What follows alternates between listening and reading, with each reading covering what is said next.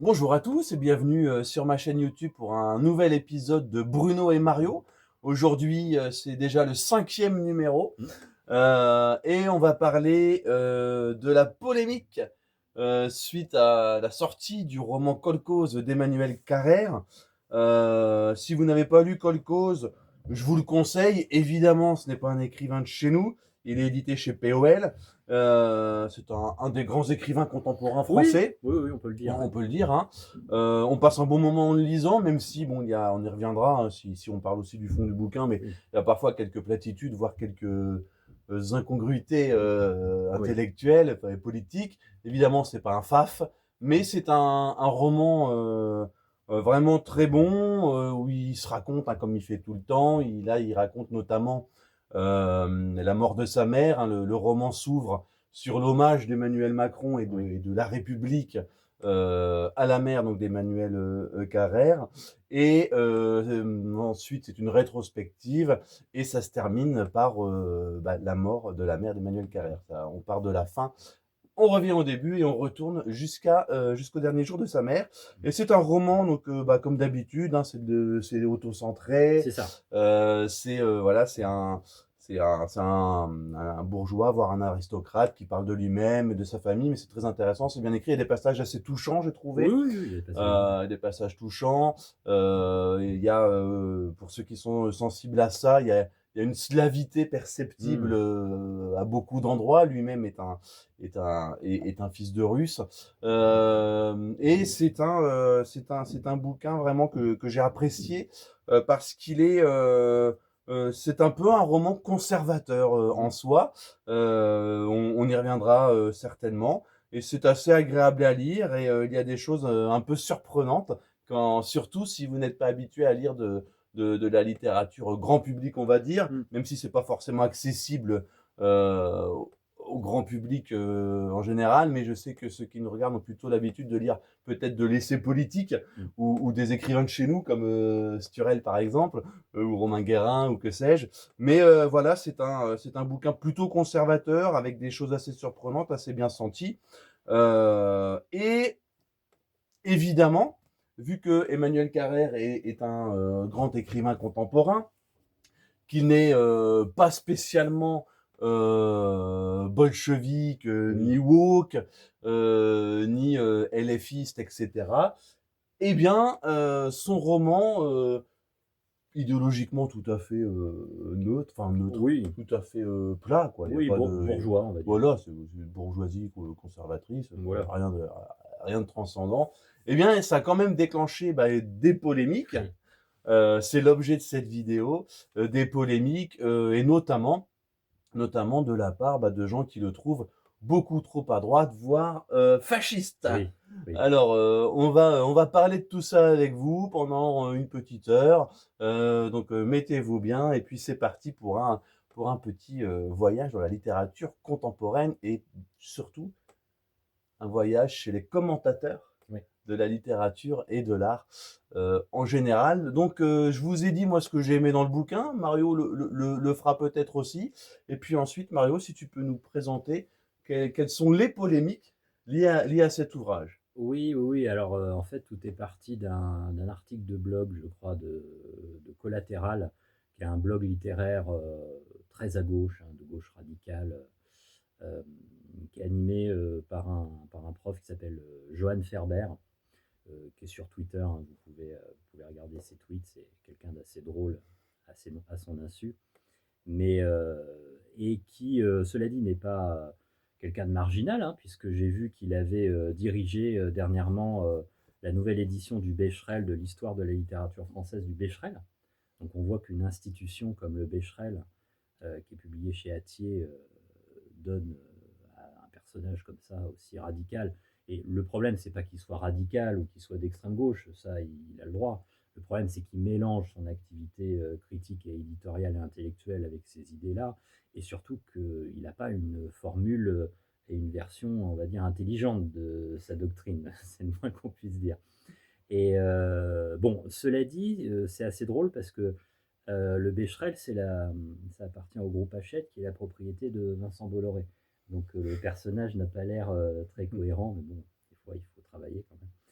Mais bon, donc suite à cet article un peu critique, même très critique de ce blog Collatéral sur la rentrée littéraire et particulièrement sur, Kolkhoz, donc ce nouveau roman d'Emmanuel Carrère, qui est un événement, hein, parce qu'Emmanuel Carrère, tu l'as dit, il est vu comme un des même le grand écrivain français, Oui, peut-être en concurrence avec Michel Houellebecq, oui. c'est-à-dire que c'est peut-être le Français le plus connu à l'international et il a un peu cette figure, ce statut du grand écrivain que monsieur Johann Ferber d'ailleurs critique dans un bouquin. Il disait que dans un de ses bouquins, il disait que le grand écrivain, c'était un mythe évidemment absolument, atroce, hein. D'ailleurs, je vais faire une petite parenthèse parce que dans mon contexte tout à l'heure, je suis allé un peu vite.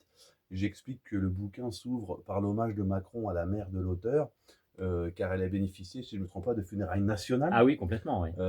Sa mère, c'est un personnage de la République et de la diplomatie, je crois. Oui, c'est une Donc, institution, voilà. Hélène Carrère Mancos, ouais. Et voilà, et donc c'est son fils, grand écrivain, etc. Mais voilà, c'est une grande famille installée. Lui, Emmanuel Carrère, c'est un grand écrivain, oui, plus connu que, mieux considéré que Houellebecq en tout cas, mais on Oui, est dans ces niveaux-là oui, c'est ça. de l'écriture française. Voilà Il pour est refermer la c'est parenthèse. ça, oui, il est vraiment en concurrence, je pense, avec Houellebecq, parce que Modiano est vieillissant, donc et puis Le Clésio, c'est des personnes qui sont encore en vie, mais qui sont quand même vieillissantes. Donc bon, Carrère et Houellebecq sont plus tout jeunes non plus, hein, mais ils sont quand même, un peu plus en forme, on va dire. Et donc oui, il est un peu en concurrence avec Houellebecq sur ce statut du grand écrivain qui est très important. On le sait en France, hein, Victor Hugo, Molière, bon voilà. Et Dans deux styles très différents d'ailleurs, Houellebecq et Carrère. oui, des styles complètement C'est toute la différents. richesse du truc. D'ailleurs, Ouais. je sais pas trop quel est le rapport, s'ils se connaissent, les 2, mais c'est vrai que ça a pas l'air d'être du tout la même psychologie ni la même écriture, ni la même approche de la vie, en fait, hein. Tout à fait. Mais c'est pas le même milieu social aussi. Oui. Mais c'est vrai ils sont peut-être tous les 2 d'extrême droite, hein, pour Johann Ferber, parce que pour Johann Ferber, vous êtes d'extrême droite très rapidement, hein. C'est-à-dire que si vous n'êtes pas stalinien, vous êtes d'extrême droite, je pense, hein. Bah, oui, oui, Ça doit être ça, hein. on est sur toute cette frange politique ou fange politique Oui, euh, qui, euh, qui considère que Fabien Roussel est un crypto-fasciste. oui, c'est Voilà, ça. Doriotiste. voilà, on est sur des gens comme ça, des gens pour qui tout ce qui n'est pas à leur gauche est fasciste. Voilà. Oui, c'est ça. Donc, Ce qui est dommage, c'est qu'il représente, comme tu disais très bien, c'est qu'il a son activisme, qu'il mélange à son travail pour l'institution littéraire française. oui, et puis c'est des personnages qui non seulement ne sont pas du tout marginalisés socialement ou professionnellement, mais qui sont même reconnus. France Culture en a parlé, Mediapart a, a lancé véritablement cette polémique, puisque en fait c'est Mediapart qui, avec un podcast et un article, a cité en fait cet article de blog collatéral de Johann Ferber et a essayé de lancer une polémique, bon, qui n'a pas pris, hein. On verra si ça prendra, parce que vous avez certainement là le prochain prix Goncourt, hein. Je pense que c'est à peu près acté, parce que le prix Goncourt, vous savez, c'est pas vraiment lié même à la qualité littéraire, c'est souvent des questions de coterie et d'arrangement, on va dire, un peu, pas politique, mais de politique éditoriale. Peut-être ça C'est-à-dire, ressortira à ce voilà, moment-là. c'est un peu comme le ballon d'or en foot, quoi. Faut qu'il y ait des clubs qui l'aient l'année, et pas 2 années de suite. Bon, là, il y a POL, bon, c'est le groupe Gallimard, enfin, etc. C'est un tout petit monde. Et il est fort probable qu'Emmanuel Carrère ait le Goncourt, là, le 8 novembre, je crois. Donc, on y arrive prochainement. Bon, je peux me tromper, hein, on ressortira la vidéo, mais je pense que c'est à peu près certain qu'il ait le Goncourt. Et ce qui est rageant, c'est qu'une fois de plus, cette polémique, elle n'est pas super contredite, voire pas du tout. Et Oui, on y reviendra, hein, oui, oui, oui, mais oui. moi je trouve en tout cas. Et ce qui est rageant, c'est que c'est toujours la même chose. Ce sont des organes institutionnels qui Oui, font autorité aux yeux oui, des néophytes et pas que. Hein, je pense aux profs, aux chroniqueurs, ce genre de choses. oui. Et Aux libraires, aux libraires, et surtout aux libraires, aux aux distributeurs, libraires, aux aux libraires, bien sûr. éditeurs. Alors que, comme d'habitude, le seul reproche, au fond, quand vous grattez le vernis, et vous qui nous regardez, vous avez l'habitude de gratter le vernis sur ce genre de choses, la seule chose qui est reprochée à Carrère, c'est de ne pas être communiste. Oui, Et on revient à notre vidéo sur la droite antifa, mais comme tu le dis et tu fais une remarque très juste, la polémique ne peut pas être contredite, puisqu'en face, on a une droite gaulliste. Tout à fait. Donc ils peuvent pas prendre la défense de Maurice Bardèche et a fortiori de Robert Brasillac D'ailleurs, qu'ils ont fait fusiller en exactement. 45. D'ailleurs, je sais pas quand est-ce Et c'est une remarque très juste que que je tu ferai fais. des citations, mais Carrère, dans ce roman, va plus loin dans l'éloge de Bardèche et de Brasillac que 99,9% Oui, de la droite et de son extrême. bah, Laurent Oberton ne va pas faire ça. J'ai vu que là, il avait quelques difficultés pour la Furia. Bon, A priori, la Furia a perdu son agrément ou va le perdre. on le soutient, mais bon, voilà. Évidemment que cette polémique, c'est très juste. Ta remarque, j'y aurais absolument pas pensé.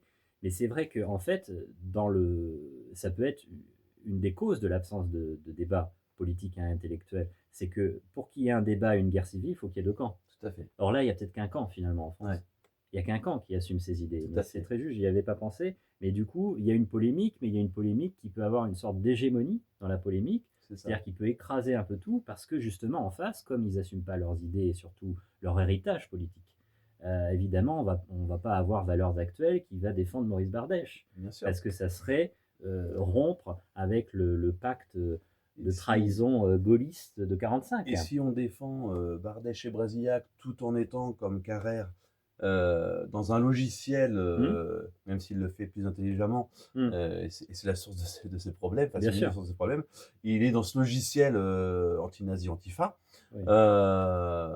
malgré son anticommunisme. Eh bien, le problème, c'est que cette polémique, si elle n'est pas contredite, si elle n'est pas pointée pour ce qu'elle est, c'est-à-dire tout simplement de l'agite propre d'extrême gauche, hein. Moi, je trouve que Oui, ça va pas chercher plus et loin en l'extrême vrai, gauche la plus bête en en plus. plus, eh bien, ça peut aussi, s'ils osent s'en prendre à Carrère, j'imagine même pas pour ceux qui envoient des manuscrits, Ben pour c'est ceux ça. qui ont envie de percer, Oui. pour ceux qui connaissent l'ami d'un ami qui peut les éditer, etc. Eh bien ça alourdit la chape de plomb. Ouais, ouais, tout à Et fait. plus il y aura de polémiques sur un ouvrage sulfureux, selon l'extrême gauche, qui sort dans les nuées, Ouais. parce qu'un livre de cette qualité, c'est quand même un dans les nuées, malheureusement, Oui, oui. eh bien, on va finir par avoir que des auteurs, soit qui sont déjà installés, qui veulent pas la polémique, parce que la polémique, c'est fatigant, Bien sûr. soit des jeunes écrivains, des aspirants auteurs, eh bien, qui vont pas oser mettre ce qu'ils pensent, si ce qu'ils pensent peut déplaire Mmh. à un excité de gauche ou d'extrême gauche. Oui, oui, mais c'est très juste ce que tu dis et c'est révélateur aussi du milieu du livre en France qui est très à gauche et de ce qu'on appelle les librairies indépendantes. Moi, ça me fait toujours rigoler les librairies indépendantes parce que c'est les mêmes fournisseurs.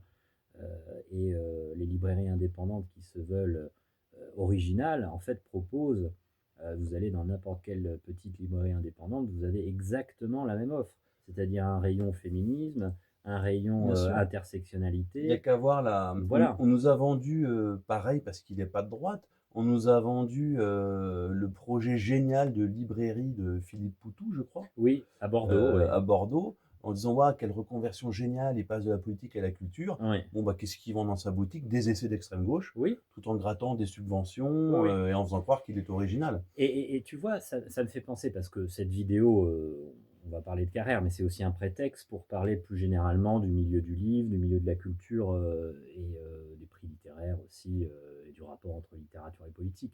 Et tu vois, je lisais dernièrement, cette semaine, je crois, un éditorial dans l'ignoble PQR, l'infâme presse quotidienne régionale, qui est une officine de propagande atroce. Et c'est incroyable, mais j'ai lu alors un édito qui venait de nulle part, hein, où il y avait, je crois que c'était, je ne sais plus dans quel journal c'était, mais il y avait une journaliste qui disait qu'en gros, il y avait un climat de haine trumpiste en France, et les librairies, mais tenez-vous bien, regardez l'inversion accusatoire et le mensonge stalinien de ces gens-là. C'est typiquement communiste. Elle disait que les librairies indépendantes d'extrême gauche étaient attaquées. C'est quand même fascinant. Alors que les seules librairies attaquées Alors, sont les librairies voilà, nationalistes. Et attaquées par ces gens-là en et plus. l'une des dernières étant il y a quelques mois, je crois que c'était pendant l'été ou juste avant Oui, l'été, les à Enraciné, je au crois. Puy-en-Velay, hein, c'est Ouais, ça. Hein. ouais. C'est terrible. Donc, c'est-à-dire que vous avez une espèce d'inversion accusatoire qui est atroce. C'est-à-dire que ces gens-là font du terrorisme intellectuel, et en plus, intellectuel, il faut le dire avec de gros guillemets, parce que ces gens-là sont quand même fondamentalement stupides. Oui, Quand on creuse un peu, toute leur sociologie, toute leur philosophie est en fait minable. tout à fait. C'est-à-dire qu'ils cachent par un jargon technique une construction intellectuelle indigente, en fait. Tout à fait. Indigente. On pourrait dire que leur indigence intellectuelle est à l'image de leur arrogance Oui, jargonesque, oui, on oui, pourrait dire. il y a une belle Et symétrie. voilà, mais c'est ça. Et finalement, ces gens-là, voilà, se sentent tout puissants, comme tu le dis, parce qu'en face, voilà, il n'y a pas Valeurs Actuelles, il n'y a pas même le Journal du Dimanche ou même le Figaro qui va dire, mais non, mais Emmanuel Carrère, enfin arrêtez, le type, c'est un centrisme, ou un mec de centre droit, certainement, peut-être réac en privé. Ouais, Il écrit dans le Nouvel Obs. Il est journaliste enfin, il n'est pas journaliste, mais il écrit souvent des papiers oui. très longs, de qualité, hein, d'ailleurs, hein, dans le Nouvel Obs. Le Nouvel Obs, c'est quand même la quintessence de la pensée unique. Je ne sais pas si on peut faire plus tiédasse que le Nouvel Obs. C'est D'ailleurs, entre. dans Kolkhoz, il avoue que pour ses papiers, Ouais, il a produit de la fake news pour nuire à Poutine. oui, Et je pense que le fait qu'il l'écrive noir sur blanc, oui. ça lui attire aussi quelques foudres. Oui, bah c'est ça, c'est-à-dire il y a en effet un soutien à l'Ukraine comme démocratie corrompue C'est qui est un surréaliste. peu Je sais pas stupide. si on va lire des extraits ou pas tout à l'heure, Ouais, mais il y a quelques passages c'est surréalistes. ça, voilà. Mais on voit qu'il y a quand même une bonne volonté de conformisme quand même Tout à fait. chez ce personnage. Mais en même temps, et c'est là que c'est malgré ce conformisme assez méthodique quand même, ça ne suffit pas. Et pour Johann Ferber, le, le descendant de Sainte-Beuve et de Jean Racine, ou de Victor Hugo, au moins, le nouveau Shakespeare, quelque part, de notre époque, On fera une capsule contre ce une personnage, espèce de lumière de notre temps, quelque part. Voilà, le on, phare. on est peu de choses intellectuellement face à des gens comme ça, je pense. On est dans son ombre. Il faut le dire. On vous fera une émission spéciale de 5-10 minutes juste sur lui pour que vous Voilà, compreniez, voilà. c'est comique. C'est ce personnage qui a été professeur à Paris 3, mais en 2005, entre parenthèses, il faut le savoir, c'est sur son CV officiel. Bon, c'est assez étonnant, mais bon. Mais bref, enfin, Emmanuel Carrère, c'est quand même le conformisme Bien sûr. idéologique. Bobo, il le dit lui-même d'ailleurs, il le Mais, reconnaît. mais néanmoins, les titres que tu as cités, Valeurs Actuelles, Le Figaro, le JDD ou JD News, ils ne peuvent pas le défendre dans cette polémique Ouais. parce qu'il est attaqué sur des choses, comme on le disait, que la droite n'ose pas dire. Ben, c'est ça. Notamment, il avoue, je ne sais pas si je l'ai dit ou pas, mais il avoue qu'il aime les poèmes de Fresne, Oui, de Brasillac. oui, oui, c'est fascinant ça.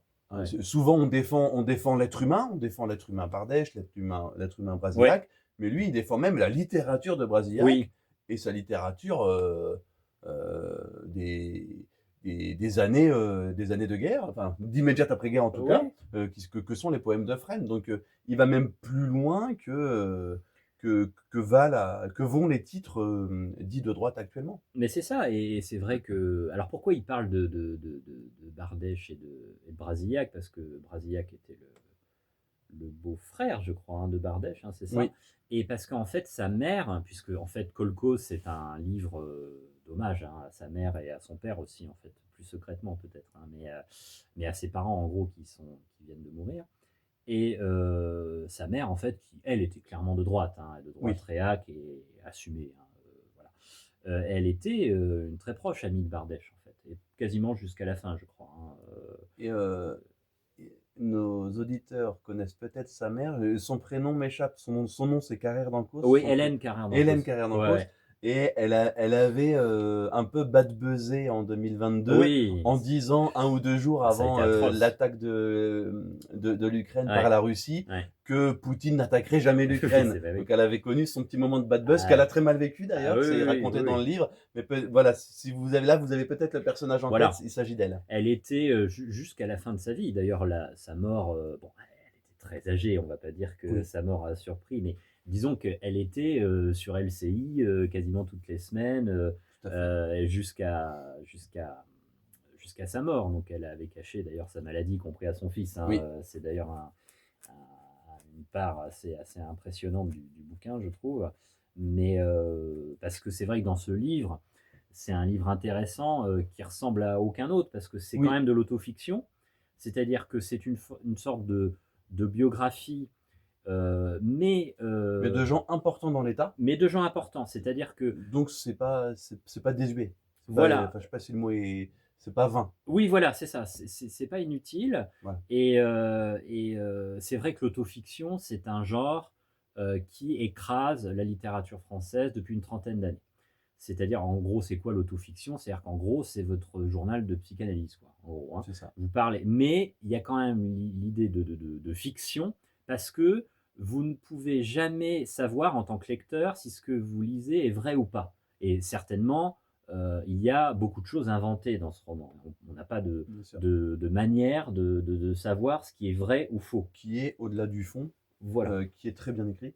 Oui, Moi, qui j'ai est. passé un très bon moment avec cet auteur. Et Emmanuel Carrère, moi j'aime beaucoup le français d'Emmanuel Carrère. Je ne sais pas ce que tu en penses, mais même si pour moi c'est pas son meilleur livre, je trouve qu'il a été meilleur dans d'autres livres.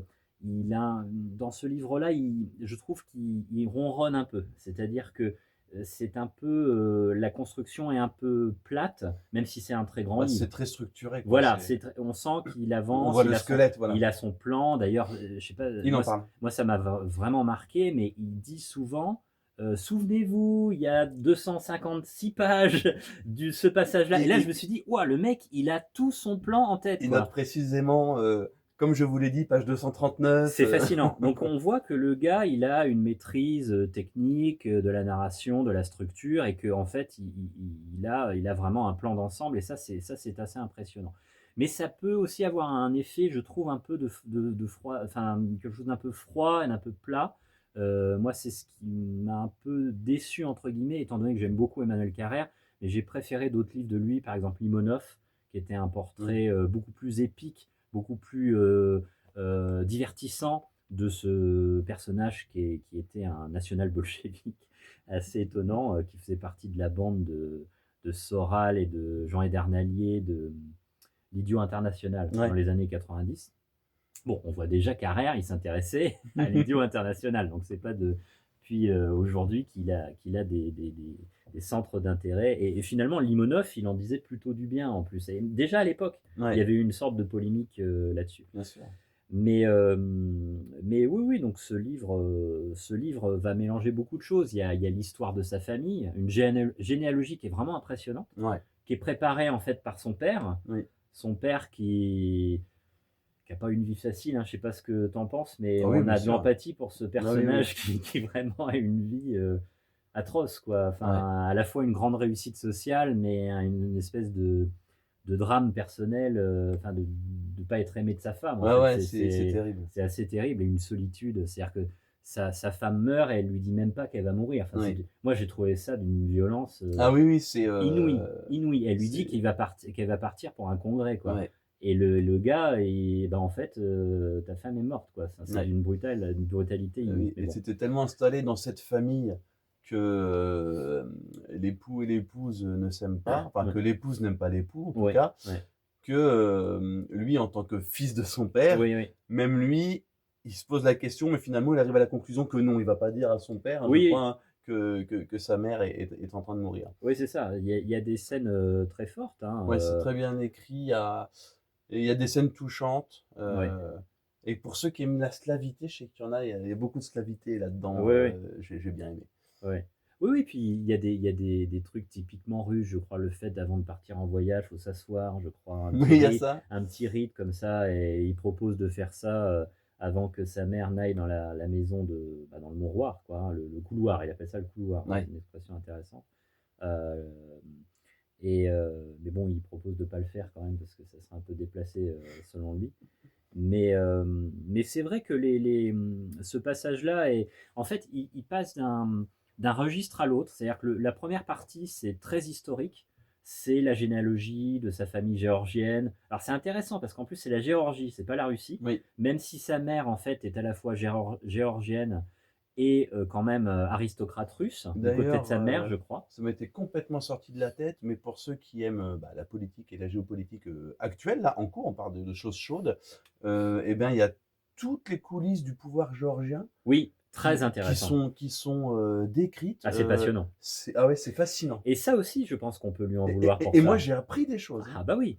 Et je pense parce que qu'il dévoile des choses que je pense bah, n'étaient pas censées être dévoilées. c'est quand même fascinant parce qu'en fait, C'est très intéressant. la présidente ou ex-présidente pro-UE, pro-occidentale, Zoura Bijvili, je crois, en fait, c'est sa cousine. Oui, Et je crois que Raphaël Glucksmann a travaillé pour cette dame-là, je oui. crois, il me semble. Et Hein. en fait, ils se sont fait complètement balader. Voilà. On vous laissera découvrir. Oui, Ils se oui, sont oui. fait complètement balader par Ah, un, un, un oligarque oui, mais c'est ça. pro-russe, mais Mais c'est ça. faussement libéral. Mais Très ça, intéressant. mais ça je suis d'accord avec toi, j'ai trouvé ce passage absolument Ah, c'était génial. fascinant. On était dans la coulisse. Ah oui, C'était fascinant. et Ouais. c'est génial, c'est-à-dire de voir comment des forces pro-occidentales peuvent être instrumentalisées Ouais. comme étant les idiots utiles, il utilise le mot Oui. de Lénine ou Trotsky, je ne sais plus, pour qualifier en fait des idiots utiles de Poutine, ce qui est quand même assez étonnant. Là, Zelensky serait-il l'idiot utile de Poutine? Peut-être, on ne sait pas. Ah, on présente, C'est les poupées russes on, du on FSB. présente toujours Poutine comme un semi-débile qui va mourir et qui fait n'importe quoi et Ouais. qui va perdre d'après-demain avec ses chars fabriqués avec des pièces de machine à laver. Oui, c'est ça. Mais quand on creuse, quand des gens qui sont dans les coulisses du pouvoir nous expliquent ce qui se passe et comment ils se font manœuvrer par le Kremlin, Ouais. c'est vrai qu'on peut se poser des questions sur une certaine grandeur occidentale, Ouais. alors que en plateau télé, Ouais. en conférence de presse et sous les projecteurs, ces forces-là montrent les muscles et font comme si ils étaient à deux doigts. En gros, on a vraiment l'impression dans le récit géopolitique actuel que si les forces occidentales n'écrasent pas la Russie, c'est parce qu'elles veulent laisser une chance à la paix. Oui. Et en fait, on s'aperçoit dans la coulisse que c'est un peu plus compliqué que ça. Ah oui, oui, mais complètement. Oui, oui, je suis d'accord avec toi. Le chapitre sur la Géorgie Ah, actuelle j'ai trouvé ça m'a fasciné. est absolument fascinant. On y apprend qu'il y a tous les bobos pétés de thunes russes qui sont là-bas. Que en fait, oui, c'est un pouvoir assez étonnant qui en fait est très proche de Poutine en sous-main et que les forces, les élites pro-occidentales ont été instrumentalisées. Et, et c'est vrai qu'un type comme Glucksmann a été très proche de ce pouvoir-là. Je Oui. crois qu'il a travaillé, hein, il me semble, pour Et, Zourabichvili. déjà, il était sur place C'est ça, hein, il me semble. Hein. pendant les manifestations. Et parce que j'ai vu qu'on nous le propulsait là comme candidat à l'Élysée, là, j'ai vu qu'à peu près tout l'audiovisuel Alors, de service public c'est encore en cours cette campagne. faisait campagne pour Glucksmann. Donc c'est intéressant c'est un peu d'actualité. Bah, ce sera peut-être notre président virtuel, comme Marine Tondelier était notre première ministre virtuelle. Oui, c'est ça, c'est ça. Il y a quelques Le temps. nouveau Lucie Casté. Ah, c'était Lucie Casté, c'est ça, je confonds. Lucie Casté a été 2 ou 3 fois première ministre virtuelle, je Au crois. moins. Et Ouais. Glucksmann est quasiment la présidente de la République virtuelle. Ouais. C'est fou. Mais du coup, bon, c'est assez étonnant le portrait de la Géorgie actuelle. Et c'est ça qui est intéressant parce que Emmanuel Carrère fait des papiers pour le Nouvel Obs. Or, je pense pas que le Nouvel Obs soit content de lire des infos comme ça parce que là, pour le coup, ça. Et il avoue, et je crois que c'est sur cette affaire géorgienne, il avoue qu'il a transformé quelques centaines de manifestants Oui, en quelques dizaines de milliers de manifestants ça c'est génial. pour l'article et pour nuire à son image chez nous, parce qu'il fait aussi partie de la guerre. Oui, bien sûr. Et c'est une pratique tellement répandue qu'elle a un nom. Oui. J'ai noté ça, il faut que je retrouve la page. Ah oui. Cette pratique a un nom. Alors attends. Page 459. Mhm. C'est assez intéressant. Donc oui, les journalistes se foutent de notre gueule et pour nuire à quelqu'un qui se considère être le méchant, Ouais. parce que tout vient toujours de là. Hein, c'est suite à l'assassinat de Charlie Kirk, il y a quelqu'un, je ne sais pas qui, mais qui a dit que ils veulent pas nous tuer parce qu'on est nazis, ils Ouais. nous traitent de nazis Ouais. pour qu'on puisse nous tuer. Ouais. Et avec là, c'est les journalistes, c'est ce qui se passe quand ils ont un ennemi politique. Bah pour eux, c'est pas un adversaire politique, c'est un méchant Ouais. qu'il faut tuer. Ils sont prêts à tout, même à désinformer et désinformer vertueusement. Mmh. Bon, on désinforme contre le méchant, donc c'est bien. Et donc il parle des manifestants anti-Poutine, donc je crois en Géorgie, hein, il me semble. Il dit: je suis allé les suivre quelques jours et j'ai écrit un article assez partisan. Ah oui. Il faut l'avouer, puisque je parle de dizaines de milliers de manifestants, alors qu'il y en a plutôt des milliers. Mm. Ce qu'on appelle du wishful thinking. Ah oui, wishful thinking. Ouais. Donc il y a tellement de désinformation Oui, oui. qu'il y a carrément un nom, quoi. Wishful On veut thinking. qu'une, C'est un peu la prophétie autoréalisatrice, ouais, non? On mais pourrait traduire un peu comme ça. c'est ça. Mais en France, c'est fait tout le temps. Moi, je me rappelle, il y a quasiment 10 ans maintenant, il y a 6 7 ans, j'organisais des manifestations à Ouistreham contre l'immigration. Bon, j'avais pas de couverture médiatique, même si en 3 manifestations, on est passé de 50 à 80 et à un peu plus de 100 manifestants. Mmh. Pour une petite station balnéaire, c'est pas mal quand même. Eh bien, on avait assez peu d'écho médiatique, ou alors par le prisme des contre-manifs Antifa. Par contre, vous aviez 3 retraités Ouais, qui se prenaient en photo devant la mairie en ouais, soutien ouais, à un clandestin. ouais. Et là, ils avaient toute la Oui, presse, bah ils oui, étaient même interrogés par la bah, c'est télé. ça. Donc, la réalité n'a pas de poids. On va dire que ces 3 personnes-là représentent tout un mouvement. Et c'est exactement ce qui se passe ici. Donc, c'est une pratique tellement répandue, le Oui, oui, oui. wishful thinking, que voilà, ça a un nom. Et donc, il avoue dans ce livre, entre autres aveux, qu'il pratique la désinformation pour nuire à l'image de Vladimir Poutine. Oui, Donc oui, je pense, oui. ça fait partie des choses. Tout à l'heure, je m'amuserais à faire, j'ai fait un petit inventaire comme on fait une liste de courses, mais sur une petite fiche Bristol qui s'appelle Carrère Facho. Oui, oui, Je bah me oui, suis mis oui. dans la peau Bah, d'un petit bah, haineux c'est ça. qui D'un inscrit bouillard de Mediapart, c'est ça. voilà. Ouais. Et je comprends du coup que ce qu'il est écrit puisse crisper, mais en même temps, ça donne un ouvrage rafraîchissant parce que, le fond est intéressant, on l'a dit, sur plusieurs plans, euh, parce que c'est bien écrit Mmh. et parce qu'on apprend des choses. On en apprend des choses Oui, et du coup, ça donne ce côté un peu sulfureux, j'exagère peut-être, mais qui lui donne bon goût, on va dire. oui, Voilà. oui, bah, il C'est peut un livre qui a bon goût. c'est ça, il peut démystifier, de manière assez tranquille et assez discrète beaucoup de choses, c'est vrai que de dire que finalement Maurice Bardèche était un type quand même, globalement plutôt Oui, sympathique, bien sûr. et qu'il a écrit des livres assez intéressants, que Notre avant-guerre de Brasilia qui dit qu'il a lu Notre avant-guerre, que c'est plutôt un livre, intéressant et cetera. Bon, c'est vrai que ça peut paraître absolument scandaleux. Et moi, ça me fait penser à une autre polémique qui a eu lieu, toujours lancée par Mediapart, décidément. Mediapart doit se croire encore au temps de l'URSS où il y avait C'est leur rêve, hein. des officines, voilà, c'est leur projet. Il y avait des officines d'art officiel, vous savez, le réalisme soviétique, je crois que ça s'appelait, c'était un art absolument ignoble. Euh, parce que l'art, en fait, tout simplement, ne peut pas être assujetti à la politique, y compris la littérature. On peut avoir des convictions, une vision du monde, mais à partir du moment où on assujettit la littérature ou l'art à la politique, ça va devenir un tract. Oui, c'est ça. C'est plus de l'art. Et de toute façon, quoi qu'il arrive, notre vision du monde et notre conviction, elle transparaît dans nos écrits.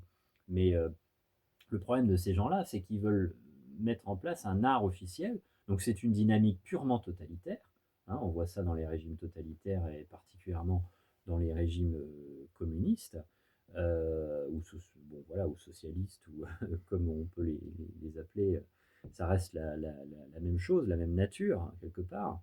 Et donc Mediapart avait lancé en début 2023 une polémique où il voulait s'attaquer, alors non pas à Emmanuel Carrère, mais à Sylvain Tesson. Ah oui. Sylvain Tesson, Yann Moix, et puis un autre que j'ai oublié. Je sais plus si c'était. Ah bah oui, c'était Welbeck, forcément. Tous ceux qui ne respectent pas l'orthodoxie soviétique. Oui, Hein, voilà, on est en plein dedans. c'est ça, c'est ça. Ils attaquent jamais des gens parce qu'ils sont trop maoïstes, parce qu'ils Ouais, font trop l'apologie ouais. enfin, parce qu'ils excusent trop les crimes communistes. Non, non, c'est toujours un procès en défaut d'orthodoxie communiste. Mais C'est ça qui sous-tend. Parce que les noms que tu cites, ils sont pas très fans de l'URSS. non, non, non, non, non, non, non. Ah bah, Tesson, certainement pas. Voilà. Yann Moix, je sais Il pas n'y a pas s'il de a hasard. écrit dessus, Il a le mais péché originel, il a été un étudiant antisémite. C'est oui. une tare Ah bah originelle Yann Moix, que oui. le Et puis, système, enfin puis pas le système, parce il a bien louvoyé, il a bien trahi, mais le monde éditorial, intellectuel ouais, français républicain de gauche, ouais, puis double pléonasme, ne lui pardonnera jamais cette tare originelle. ouais, puis Yann Moix, il y était pas les mains mortes aussi. C'était quand même. J'ai rarement Ah bah c'était lu. niveau skinhead. J'ai rarement lu ça quand C'était même. niveau skinhead. C'est un Mais fanzine qui aurait pu être écrit entre 2 pintes voilà, à un concert de contingent 88. c'est assez Comment étonnant. ça s'appelle? Ushuaïa, je crois. Ushuaïa, Ushuaïa. avec C'était Ushuaïa, ouais, c'est ça. c'était assez impressionnant. Mais donc il y avait Yann Moix et Houellebecq Qui et était j'ai son oncle. oublié et oui et Houellebecq parce que Houellebecq ça on l'oublie souvent mais parce qu'on dit il y a une dérive droitarde de Houellebecq depuis Soumission et depuis quelques années, surtout que maintenant bon il a été un peu blacklisté parce qu'il y a eu plusieurs polémiques, il est très opposé à l'euthanasie, donc ça lui fait pas beaucoup d'amis. Mais en fait, on oublie de dire que Houellebecq, c'est intéressant la réception de Houellebecq, parce que Houellebecq, dans les années 90, euh, il devient l'idole littéraire d'un journal qui s'appelle Les Inrecuptibles, Ok. qui a vraiment perdu de sa valeur, je dirais, parce que Les Inrecuptibles, ça n'a plus l'aura, non plus l'aura qu'ils avaient dans les années 90. Mais dans les années 90, Les Inrecuptibles, c'était vraiment un média important sur le plan Ouais. littéraire. Et il il y a un journaliste qui vient de publier un bouquin chez Grasset, un ancien journaliste des Inrocks qui s'appelle Mark Wetzman, qui vient de publier un bouquin très intéressant, une sorte d'autobiographie sur sa carrière de journaliste aux Inrecuptibles, et où il montre qu'en fait Houellebecq démerdait bien parce qu'il y avait déjà ce substrat réactionnaire, conservateur, parce qu'en fait on n'a pas vraiment compris les particules élémentaires et extension du domaine de la lutte. Au début on l'a vu comme un espèce de bouquin trash où il y avait du Ouais. cul, et finalement les gens de gauche n'ont retenu que ça. Le côté il y a du cul, donc génial, c'est contre l'ordre moral, etc. Alors en plus c'est une vision de la sexualité qui est pas vraiment excitante. C'est clair. Mais bon, pour la gauche, apparemment, ça suffisait. Et en fait, il a eu une bonne réception à gauche. Mais ce que dit très justement Mark Wetzman, donc cet ancien journaliste aux Inrecuptibles, qui n'y est plus maintenant, euh, il dit très bien qu'en fait, le Houellebecq réac et conservateur, il était là dès le début. C'est juste qu'on avait mal lu ces textes. Ces textes, dès le début, de la même manière que Barbé d'Aurevilly, mettait en scène des personnages diaboliques pour ramener au Christ. Alors, Houellebecq, c'est pas pour ramener au Christ, mais c'est pour en fait faire une satire de la libération sexuelle qui en fait amène une forme de perversion, etc. Et en fait, Weizmann, il montre ça, mais il exhume une, une interview, un entretien de Houellebecq au magazine Lire en 2001, où Houellebecq dit cette phrase qui l'avait choqué, parce qu'il disait l'islam, il avait eu des propos très durs contre l'islam, il avait eu, je crois, un procès d'ailleurs pour ça. Mais ce qu'on oublie, et ça Weizmann le redit dans son nouveau bouquin, on oublie de dire que dans la même interview, il dit que en 40, il aurait préféré Pétain à De Gaulle parce qu'aller à Londres, c'était faire le malin et que c'était plus courageux de rester en France. Donc Houellebecq dit ça au magazine Lire en 2001. Ça, on l'a complètement oublié. Tout à fait. Il dit un autre truc aussi, il dit, ouais, en gros, j'aurais été collabo pendant la guerre et j'aurais peut-être caché des juifs. Voilà, il dit ça. Et Wetzmann ressort ça. Mais c'est marrant, et en fait, il y a ça qui ressort un peu chez Houellebecq, et Mediapart a voulu faire ce procès-là aussi à Sylvain Tesson, il y a 2 ans, en disant, bah oui, comme tu dis, Tesson, donc il n'aime pas forcément beaucoup l'URSS, c'est fascinant quand même, hein, comment ne pas aimer ce régime. Ce régime génial qui affame et qui assassine. C'est terrible. C'est un programme Il faut génial. vraiment être fasciste hein, quand même. Hein. Il faut être un salaud quand même. Vous voulez pas être spolié, affamé et Voilà. tué. Voilà. Mais quel chien fasciste vous C'est êtes. ça, c'est ça. Et ils font même, donc, ils vont dégoter des propos, enfin, délirants, dans un ouvrage d'alpinisme de Tesson qui s'appelle Blanc. Alors je me suis dit, ils vont dire ça s'appelle Blanc, donc c'est du suprémacisme, ils vont pas jusque-là quand même. Il y a des. Je te coupe juste un instant. Il y a des internautes qui s'arrêtent à ça. Oui, bah, c'est marrant. J'ai vu des petits réels de quelques secondes passées où ils disent Tesson est-il fasciste? Ils prennent le livre blanc, ils le reposent. C'est pas le commentaire sur Babelio qui disait ça, c'était pas Jojo Ferber 75. C'est pas aujourd'hui. Le pseudo très caché de Johann Ferber. On va la faire la capsule sur ce personnage. On va la faire ou pas? On l'a fait. On écrira et on enregistrera Une capsule consacrée à Mais en même temps, Johan Ferber, pardon, personnage. si tu nous regardes, comme dirait Michel Drucker, on pense à toi, mais je viens de voir ton compte Twitter. Tu vas voir une expo au Louvre du peintre napoléonien magnifique qui s'appelle Jacques-Louis David, et tu trouves le moyen de dire que le peintre napoléonien David est macroniste et managérial. Non mais, t'es un champion du monde. Tu es drôle. Lance-toi dans le one-man show. C'est inouï, c'est inouï, c'est inouï. Mais bon, bref, tant qu'on a des critiques littéraires comme ça, je pense que on a du travail hein, pour essayer C'est clair. de redresser un peu le niveau et la barre, en toute Et du modestie, coup, bien sûr. avant qu'on digresse sur ce personnage fascinant, Ben, c'est de lui dont parle c'est vrai, ça part la de lui polémique. et d'une collègue à lui, non? Ils Oui, sont, une autre collègue, oui, oui, oui. et, J'ai pas retenu le nom. et donc tu disais, oui, Tesson a eu la même tentative Oui, d'attaque par Mediapart il y a oui. 2 ans, tu disais Il y a 3 ans? 2 ans, je crois que c'est en 2023, je confonds les années, mais je crois que c'est en 2023 parce qu'il devait participer au Printemps des Poètes. Et du coup, il y Ah, avait eu une dynamique purement totalitaire, une oui, cabale anti-Tesson. Moi, je suis pas fan de Sylvain Tesson. Je trouve que ses livres, bon, c'est déprimant. c'est Il y a déprimant. une beauté. Après, Puis alors, moi, bon, son œuvre est assez inégale d'un livre à l'autre. Il oui, me fait penser à Jean, bah, dans un style complètement différent, à Jean Telet. oui. Selon le livre qu'on achète de cet auteur, on peut passer un très beau moment, comme on peut se dire, je finirai pas ce truc, Moi, quoi. Sylvain Tesson, si j'avais une critique à lui formuler, c'est pas qu'il soit d'extrême droite, bon ça, bon c'est plutôt une qualité, mais non mais la critique qu'on pourrait lui formuler, c'est que moi il me fait penser un peu à Jean d'Ormesson en mode guide du routard, quoi. C'est-à-dire que c'est un peu des platitudes, Jean Oui. d'Ormesson qui disait ah la vie c'est court, ça passe vite, et puis les mamies au premier rang, ils disaient c'est profond. Ah, c'est Bon, un peu dire, je trouve qu'il y a un, non, mais je suis il méchant. y a moi, ce que j'aime pas, c'est son côté déprimant, à l'assurant, qui parfois ressemble à de la posture. Mais Oui, il a un côté un peu dandy, oui, il dit des choses qui est, intelligentes. oui. Et il a des formules. Et il écrit très bien. Et Et surtout, puis il y a un bouquin qui se passe dans le Cotentin où j'habite, alors oui, oui, enfin, qui se termine dans le sur les Cotentin. chemins noirs, oui. Oui, ouais. Très bonne adaptation avec Jean Dujardin, d'ailleurs, qui a eu des problèmes, j'ai vu dernièrement au JT de France Bah, 2. il s'est fait traiter de facho. Parce que oui, j'ai pas suivi. Ah bah voilà, donc bah, Johan Ferber va peut-être traiter Jean Dujardin de facho. Parce que J'attends votre tweet, monsieur Ferber, mais avec oui, tweeter sur Dujardin et les chemins bah noirs. oui, Johan, qu'est-ce que t'attends, ouais. Faut y aller, hein, Il faut y aller. pour gratter une subvention, faut tweeter Bah un peu quand voilà. même. Parce que qu'est-ce qu'il a dit, Jean Dujardin? J'ai pas suivi l'affaire. Je sais plus. Bah, il s'est fait traiter de facho, Ouais. mais pourquoi? C'était en lien avec les chemins noirs, pourtant le film il a déjà au moins 2 ans, il est sorti juste Ouais, après le ouais, bouquin, ouais, hein. ouais, 2, 3 ans, hein. Mais il y a eu une polémique, il s'est fait traiter de facho, Ouais, parce qu'il trouvait que la France était un beau pays quand même. je sais pas. Ça devait être ça, hein. Il a osé dire ça?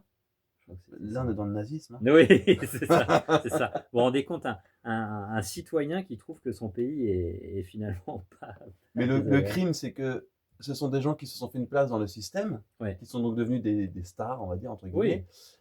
Et c'est ça le crime, c'est quand tu es une star, t'as pas le droit bah oui, de il se ne dire couche du bien pas. de la France et des Oui, Français. mais c'est ça, c'est ça. Et quand on fait la remarque, si tu ne te couches pas, bah, Ouais. idéalement pour ces gens-là, Donc on dit bravo à Jean il faut te Dujardin, retirer. on va aggraver son cas encore Ouais. un peu plus. Nous te soutenons, Jean. De rien. Camarade, Camarade Jean. Jean. Je t'envoie ta carte d'adhérent illico presto. Après la polémique, la Polémique du jardin. lancée mais par l'autre bord cette fois-ci. Le baiser de la mort. C'est ça. Salut Jean, nous remercie pas tout de suite.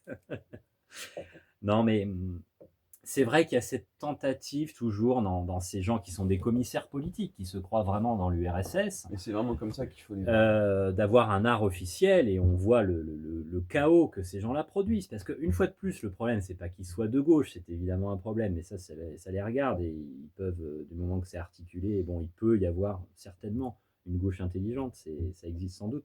Mais là, c'est que ces gens sont quand même profondément stupides et méchants, bêtes et méchants, Ouais. c'est le cas de le dire. Et donc, il y avait une cabale. Il n'y a qu'à voir comment ils ont réagi à l'assassinat. Bon, moi, je suis pas un fan du gars, mais Mm. comment ils ont réagi à l'assassinat de Charlie Kirk. Ou à la mort de Jean-Marie Le Pen. C'est ignoble, Tout à fait. c'est ignoble. C'est de la barbarie à l'état pur. Et ces gens-là repoussent toutes les limites de l'immoralité.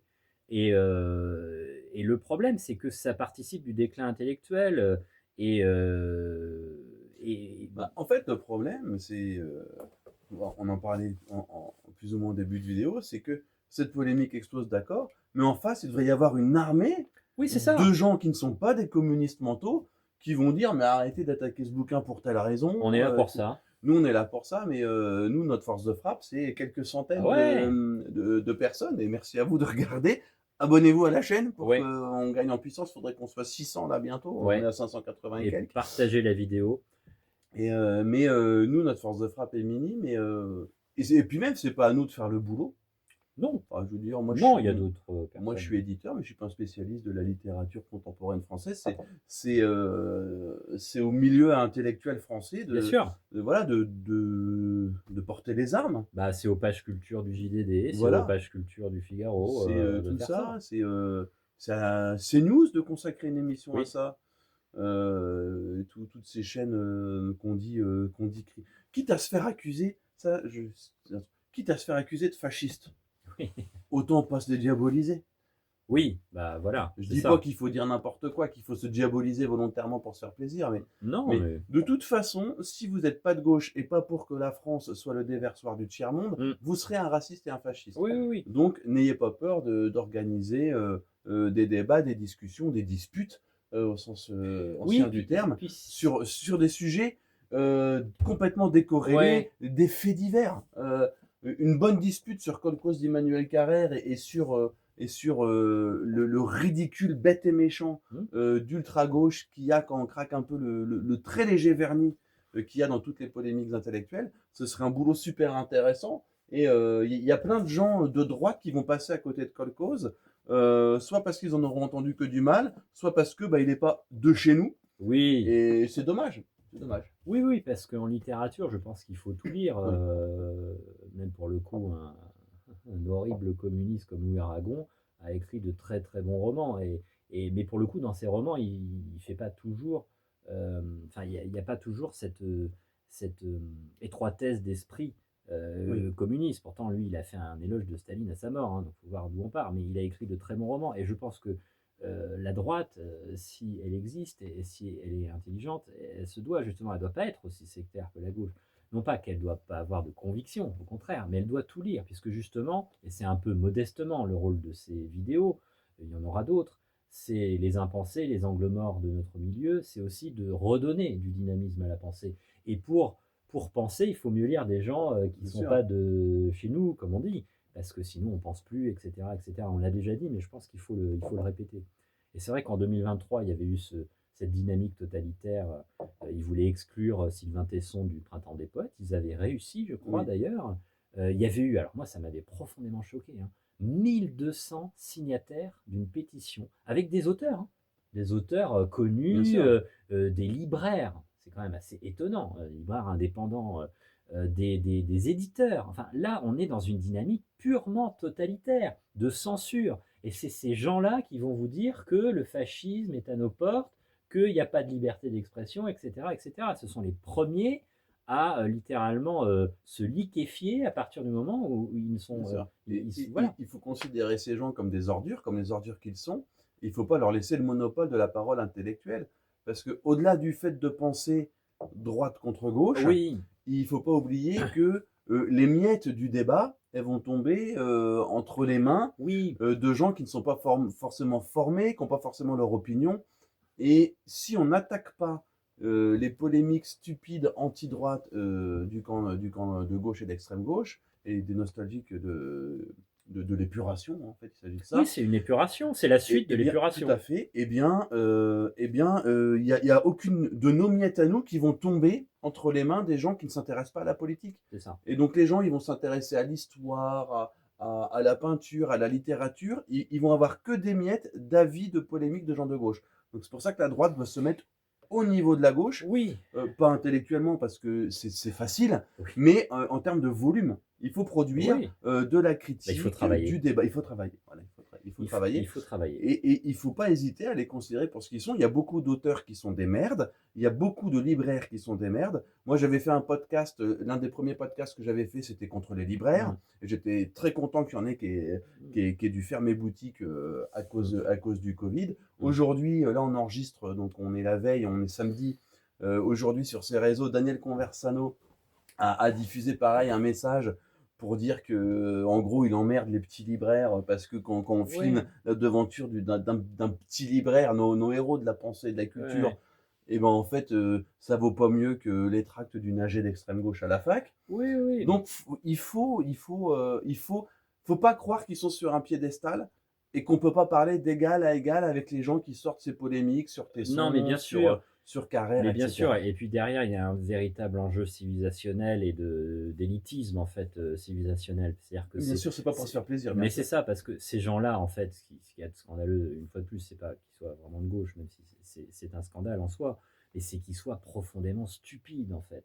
C'est que c'est bête. Et ils sont autant stupides qu'incontestés. Oui, mais Et c'est c'est ça. ça la C'est frustration ça qui est d'autant plus rageant, en de fait. base, tout à fait. C'est ça qui est d'autant plus rageant parce que, pour revenir un peu sur Bardèche, parce que c'est lui, c'est celui par qui le scandale arrive, comme on dit, et dans ce livre Kolkhoz, Bardèche, c'est un très grand penseur, du XXe siècle. Il a été universitaire, il a écrit de très grands livres, de philosophie politique, de critiques littéraires, d'ailleurs, qui sont toujours cités dans les bibliographies.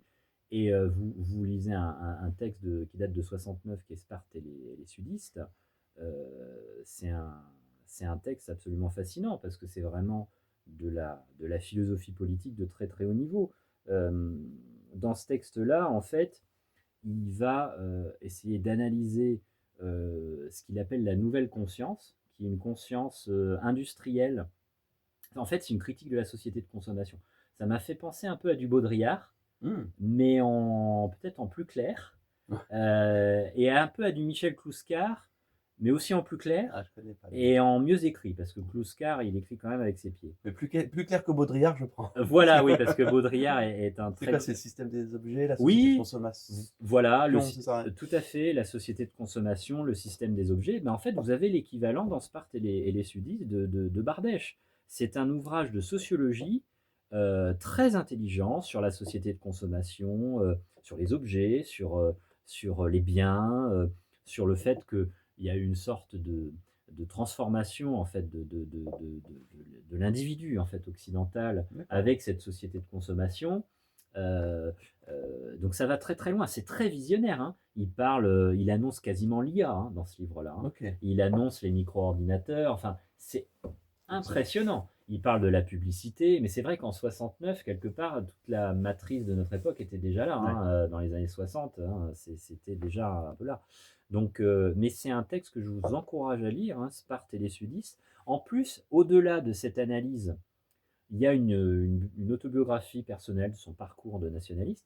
Et la troisième partie, c'est des propositions. Comment se comporter concrètement par rapport à ça. Et c'est là qu'il fait la distinction entre les Spartiates et les sudistes. Donc les Spartiates, pour lui, ce sont un peu les gardiens de la cité. Donc c'est des gens un peu d'élite qui prennent les coups, c'est un peu l'avant-garde en fait, hein, des gens à la fois formés, courageux, voilà. Donc ça, c'est les Spartiates, un peu les gardiens quoi, de la cité. Et les sudistes, en fait, c'est la population, mais la population qui est honnête, c'est les honnêtes gens, en gros, Ok. mais qui sont attachés à une certaine décence commune, à des valeurs simples mais honnêtes, et qui, au demeurant, peuvent se mobiliser s'il y a un péril, mais qui vivent finalement leur vie tranquillement. Et il y a une phrase très juste, il dit les Spartiates ont le pouvoir, mais il ne faut jamais qu'ils oublient qu'ils sont là pour assurer la protection des sudistes. Excellent. Ça, je trouve cette phrase absolument, enfin, qui est très très forte. Et il y a toute une liste à un moment dans le livre où il dit les Spartiates c'est ça, les Spartiates c'est ci, etc. Et il fait pareil pour les sudistes. Et il va faire une sorte d'esquisse en fait de ces deux grandes catégories, de deux grandes images, de grands concepts politiques pour lui. Et je trouve que c'est assez opératoire encore à notre époque, Sparte et les sudistes de ce point de vue-là. Donc je vous encourage à lire ce livre qui a été réédité par Contre-Culture, je crois, il y a quelques années, et qui est vraiment un texte, un des meilleurs textes, je crois, de Bardèche. Donc, si la lecture de la polémique de Sieur Johann Ferber peut vous encourager à lire Maurice Bardèche, quelque part, Merci. il aura réussi son coup, ce génie stratégique du débat intellectuel. Je pense que ça sera pas mal. Et hop, une vente en plus pour Contre-Culture. Bravo, Johan. Ouais, donc là, ouais. Donc on a vu que oui, et les polémiques sont toujours oui, lancées par un petit soviet intellectualo Oui, oui, oui, oui. Et parisien. puis, on a envie de leur dire, mais occupez-vous de vous, quoi. Occupez-vous d'Annie Ernaux et de Virginie Despentes et laissez-nous tranquilles avec nos vrais auteurs. Mais, Et occupez-vous mais je de... pense que le problème, c'est que eux, ce qu'ils voudraient, c'est que ça, ce soit confidentiel, que Oui, ce soit réservé à des marginaux, et le fait que ce soit un grand écrivain, oui, qu'on puisse l'acheter partout, que ce soit même un événement littéraire. oui. Et tu l'as dit, croisons les doigts, Inch'Allah, comme on dit en France, Oui. peut-être un prix Goncourt Certainement, oui. dans Je fais un quelques pari, mais ça sera semaines. certainement le prix Goncourt. Oui, pour eux, c'est insupportable parce que, tout simplement parce que, en fait, c'est là qu'on voit à quel point ils sont bêtes et méchants, comme tu as très bien dit. C'est que ils détestent ce bouquin. Enfin, je suis méchant, je suis un peu méchant. Pas tous les gauchistes. Il y en a qui reconnaissent quand même la qualité d'écriture. Mais ce qu'ils aiment pas, c'est que ce bouquin dit des choses Ouais. qu'ils n'aiment pas entendre. Oui, c'est ça, mais c'est du... C'est d'un ridicule Non, mais absolu c'est- parce que c'est sinon, puéril. nous, on lirait que des romans faf. Ah, puis c'est puéril. Il n'y en a pas beaucoup Mais des c'est- romans faf. Hein. Mais c'est un... Non, mais c'est un comportement de gamin. Oui, tout à fait. C'est vraiment le bébé qui braille qu'à 6 Mais mois, c'est quoi. ça. C'est... Il pense pas Mais comme c'est moi. exactement ça. Et c'est pour ça, et c'est dommage, ça c'est un travers que la droite Pascal Pro, la droite CNews, qu'on a déjà étrié, je ne vais pas m'étendre trop, mais est en train de piquer à la gauche et qu'il faut surtout pas leur piquer, c'est que oui, c'est des enfants frustrés. Oui. Ils voient un homme de droite qui parle, ils sont frustrés, des crises de nerfs, c'est ah, je fais un maximum de bruit possible, c'est raciste, fasciste, antisémite, Shoah, tout ça. Ah, Et là, attention à ce que la droite ne tombe pas dans ce oui, travers-là, bah dans l'hystérie, quoi, en gros. parce que sinon ça fait pareil, wokisme, machin, bon, c'est relativement peu intéressant. Mais il y a dans ce bouquin, moi, si vous voulez lire Kolkhoz d'Emmanuel Carrère, ben, je vous le conseille, même si c'est pas un ouvrage nationaliste, bon, c'est quand même, enfin, Emmanuel Carrère, ça reste le descendant de gens qui ont fui la Russie communiste. Donc, on est quand même, voilà, pas dans le camp de l'ennemi, mais il y a plusieurs passages très intéressants. Moi, j'ai noté pourquoi, moi, en tant qu'antifa, je détesterais cette œuvre et je la dénoncerais si j'étais sur Twitter, Mediapart, etc. Déjà, péché originel, il y a une critique de la terreur communiste. Oui, c'est vrai. Et il explique les manœuvres des dirigeants pour faire revenir en URSS un maximum de non-communistes pour les tuer, alors qu'ils étaient exilés. À quel point c'est horrible de vivre en URSS et c'est dur d'en partir. Donc il y a une critique de la terreur communiste et même du régime communiste. Donc bon, dès la page 69, sur un bouquin de 600 pages, ça fait tôt quand même. Dans le premier dixième du bouquin, déjà, il attaque les communistes. Il relativise la diabolisation du nazisme en avouant, notamment, enfin en avouant, les gens intelligents le savent, mais c'est toujours bien de le rappeler, que le nazisme par les Russes et les Slaves anticommunistes, eh bien, il y avait deux camps chez ces anticommunistes, ceux qui rejetaient le nazisme et ceux qui se demandaient si ce ne serait pas une bonne protection contre la déferlante communiste qui menaçait d'aller jusqu'à l'extrémité ouest de l'Europe. Donc, critique de la terreur communiste, relativisation de la diabolisation du nazisme, relativisation de l'héroïsation de la résistance.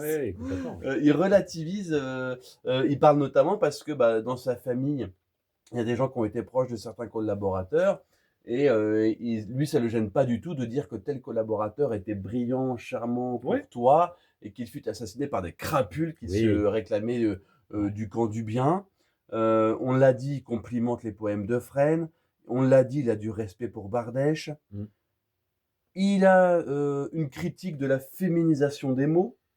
Oui, Et ça me fait d'autant plus rire, entre guillemets, que dans les gens qui critiquent ouais. Carrère, j'écoutais un podcast là, tout à l'heure, avant qu'on enregistre l'émission, de gens qui critiquaient Carrère. Et ils disaient qu'en gros, il y en a marre des fils d'eux, Oui, Nepo Baby. voilà, des Nepo Baby, il y en a marre des auteurs conservateurs, et qu'il faudrait faire plus de phrases à des auteurices. Oui, les Donc c'est autoristes. même pas autrice, parce que dans le livre, il dénonce le terme autrice. Là, on est passé à l'écriture inclusive à l'oral, des auteurices C'est absurde. LGBT, femmes racisées, tout ce qu'on veut. Ouais. Donc c'est assez marrant. Et d'ailleurs, petite parenthèse, dans ce podcast, les gauchistes disaient, mais Carrère, il a rien compris. Ouais, ouais, ouais. Parce qu'il joue le dandy. Ouais. Mais on joue le dandy quand on est sulfureux. Mais aujourd'hui, l'époque est brune. Ah, Alors, c'est pas sulfureux d'être anticommuniste. ah oui. En fait, ils sont ils sont persuadés qu'on est dans un régime fasciste sous Macron, quoi. Ah oui, oui, C'est vrai, c'est un autre monde. oui, c'est. Mais je ne ris qu'à moitié parce que c'est un monde qui vit, je pense, quasi exclusivement de subventions Ah oui, bah, bien et sûr, d'argent public. bien sûr. Donc il y a cette critique de la féminisation des mots. Il y a un anti-maoïsme radical, Ouais. là, sans pitié pour le coup. Il y a un dénigrement de mai 68. Oui, c'est drôle ça. Il y a un anticommunisme franc, j'en ai parlé. Et il y a même un dénigrement de la libération de l'Algérie par le FLN. Oui, c'est vrai. En gros, tous les sujets Oui. polémiques possibles, Oui. il les aborde dans ce livre Ouais. en étant systématiquement du mauvais côté. Ouais. Il n'y a que sur la guerre russo-ukrainienne où il se met dans le bon côté, mais on voit que c'est un peu Ouais. bancal parce qu'il le fait en admettant qu'il Oui. produit de la fake news. Oui, c'est ça. Mais, C'est ça. mais voilà, donc c'est clair que tous les sujets polémiques possibles qui vont de 1917 jusqu'à la féminisation des mots, eh bien, il les aborde tous et il est tout le temps dans le mauvais camp. Ah oui, mais c'est ça, mais c'est Alors, vrai. pas lui personnellement, mais ce Ouais, qu'il en dit, les personnages c'est dont dit. il en parle. C'est ça. Et comme on le disait, comme tu le disais très bien tout à l'heure, même si un roman n'est pas un essai, dans nos écrits transparaissent quand même Bien sûr. nos opinions profondes et notre inconscient. Et effectivement, il y a tous les sujets historiques et politiques et géopolitiques, hormis la question russo-ukrainienne, Mm. qui sont abordés dans Code Cause, eh bien, sont de nature à déplaire à un Oui. tribunal gauchiste. Et la polémique est uniquement liée à ça. Oui, c'est ça. C'est ça. Il faut arrêter de croire que ces des gens sont des pontes intellectuelles. Quand vous grattez le vernis, quand vous grattez le vernis, on est en première année de lettres dans une assemblée générale avant une Oui. grève. Oh, Voilà, c'est ça, c'est ça. c'est ce niveau-là. C'est ça. Ou l'intervenant de droite, en général de l'Uni ou de la cocarde, est là parce qu'ils sont obligés de faire les démocrates, mais il se Oui. fait huer Oui, oui, oui. et sortir.